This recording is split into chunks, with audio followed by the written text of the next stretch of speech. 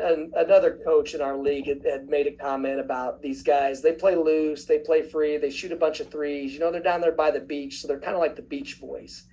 And our guys took it a little bit of a slight, like we were being called soft. And I don't think it was intended like that. But we sometimes, as coaches or players, create narratives to, I guess, just for fuel and incentive to play harder.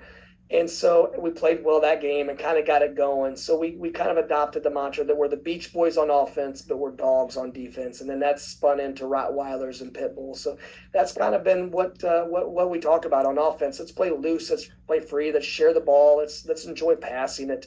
Let's play fast, get up and down. But then on defense, we've got to be locked in with 100% of intensity and focus that it takes to win. So we've just kind of separated both sides of the ball, that we want to be beach boys on one side, chilled, relax. And on the other side, we need to play with a little more fire and emotion. And a quick follow-up to that. For you personally, in your journey from the moment that you started in the coaching world to right now, how are you seeing this run through your eyes? How are you experiencing it? I know that coaches always talk about after the fact, I'll reflect, but there's also the notion of living in the moment. So how are you living in the moment?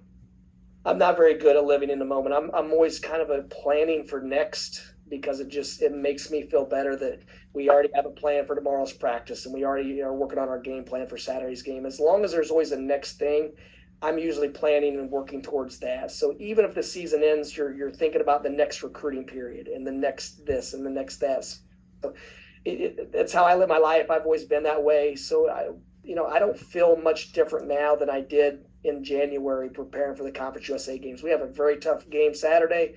We love the process of watching film and studying and trying to figure out ways to give ourselves advantages.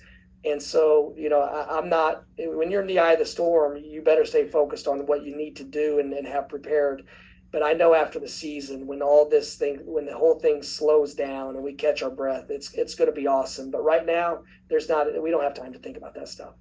Well, we'll live in the moment for you, Coach. Thanks for your time. Please, thank you. I know our families and friends and the students, everyone, they're all living in the moment. We still have work to do.